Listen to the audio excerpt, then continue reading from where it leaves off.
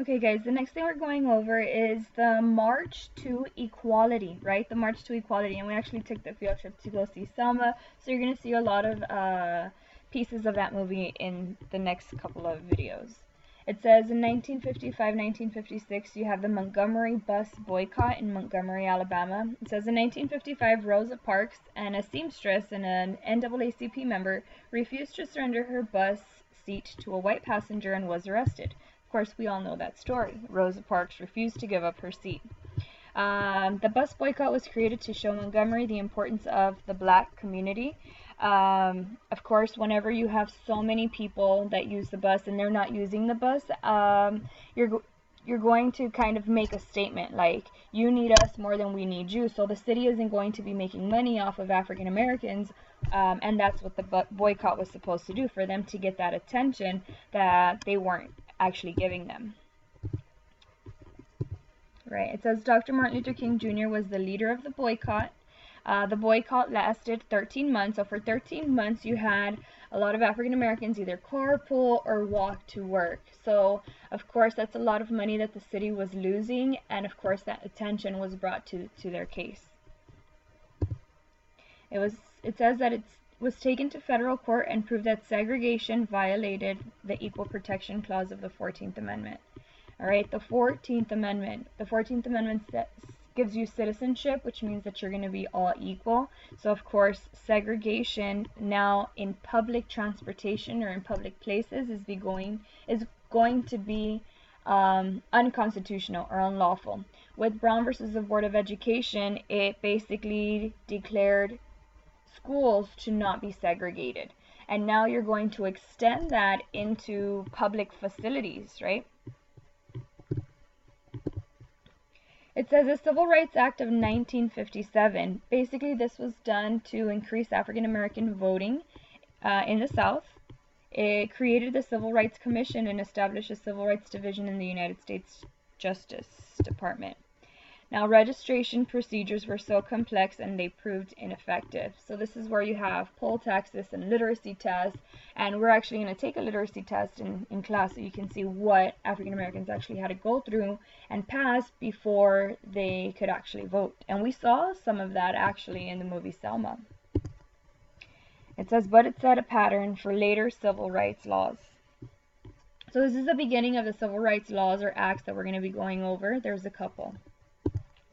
Now, Little Rock, Arkansas, 1957. Governor Orville Faubus of Arkansas favored segregation. Again, keyword favored. He wanted schools to be segregated, where whites go to one school and minorities go to another school. He ordered the National Guard, right, the Army, to prevent 9 African American students from entering the school, right? Imagine having to go to school and basically being told you couldn't enter your school when you have the National Guard keeping you from entering it. They also refused to provide the Little Rock 9 protection. So not only are you not allowed to go into school, but you're going to have all these people around you, you know, telling you things and throwing things at you, cussing at you, and protesting against you actually going to school. So it's basically these 9 students against the rest of the city.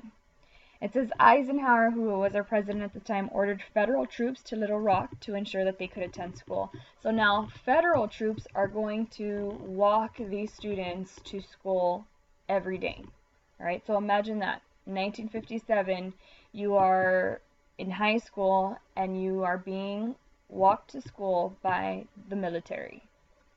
Okay?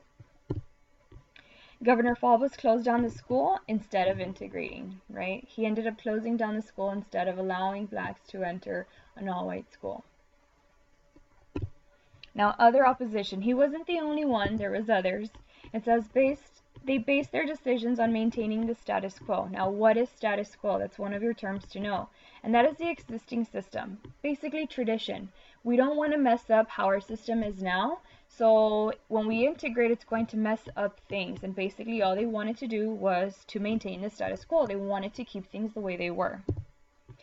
Lester Maddox is another one. He refused to allow blacks into his restaurant and preferred to sell his business than to let blacks enter his his restaurants, and there you can see the Lester Maddox Cafeteria does not accept integrationist as customers, neither red, yellow, black, or white. Closed, out of business, right? So he would prefer to close down his shop than to let blacks eat. And in 1963, you have Governor George Wallace of Alabama, who stood at the door of the University of Alabama to prevent 2 African Americans from enrolling in school. Right, to prevent 2 African Americans from enrolling in school. So here you're not only going to have Governor George Orval Faubus, sorry, you're also going to have Lester Maddox and George Wallace. If you have any questions, you let me know.